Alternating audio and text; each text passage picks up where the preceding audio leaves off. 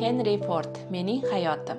Dunyoning yuzlab mamlakatlarida minglab marta, millionlab adadlarda nashr etilgan bu avtobiografik kitobni 20-asrning buyuk menejerlaridan biri, ishlab chiqarishda oqim konveyer yo'lini joriy etgan AQSh avtomobil sanoatining otasi Henry Ford yozgan. Ushbu kitobda Ford hayotining tilsimlari, muvaffaqiyatining sirlari haqida ko'plab asarlar bitgan. Henry Fordning Mening hayotim asari 1922-yilda nashr etilgan. Kitob 50 dan ortiq tillarga tarjima qilingan va butun dunyo bo'ylab millionlab nusxalarda sotilgan. Kitobda Fordning Michigandagi fermadagi bolaligidan tortib dunyodagi eng muvaffaqiyatli biznesmenlardan biriga aylanishgacha bo'lgan hayoti tasvirlangan. Kitobda Ford o'zining biznes falsafasini, ishlab chiqarish haqidagi g'oyalarini va kelajakka bo'lgan qarashlarini muhokama qiladi.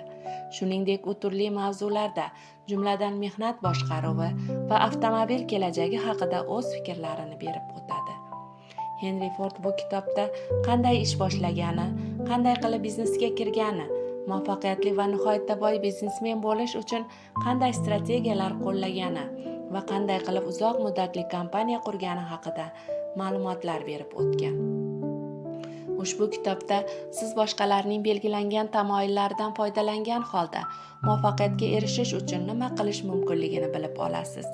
Mutolaa payti Henry Ford sizni o'z tarixi, dunyosi bilan tanishtiradi, biznes falsafasini ko'rsatadi va qimmatli maslahatlarini beradi.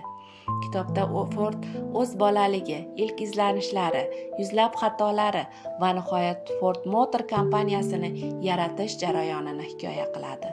U hayotini bitta g'oya bilan bog'laydi.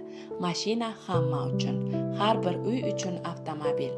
Bu kitobda siz mehnat va intilishning kuchi, vaqtni boshqarish, jamoa bilan ishlash, yangilik yaratish ruhi va taslim bo'lmaslik falsafasi bilan tanishasiz.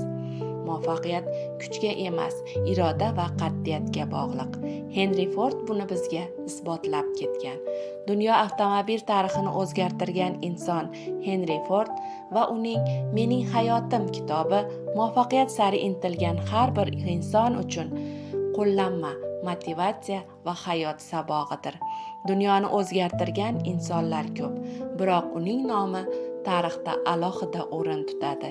Henry Ford oddiy dehqon oilasidan chiqqan, bolaligidan texnikaga oshno bo'lgan, orzusi yo'lida to'xtamagan va nihoyat butun avtoindustriyani ag'dar-to'ntar qilgan shaxsdir. Ushbu asarni siz aziz kitobxonlarga ham o'qishni tavsiya etamiz. E'tiboringiz uchun rahmat.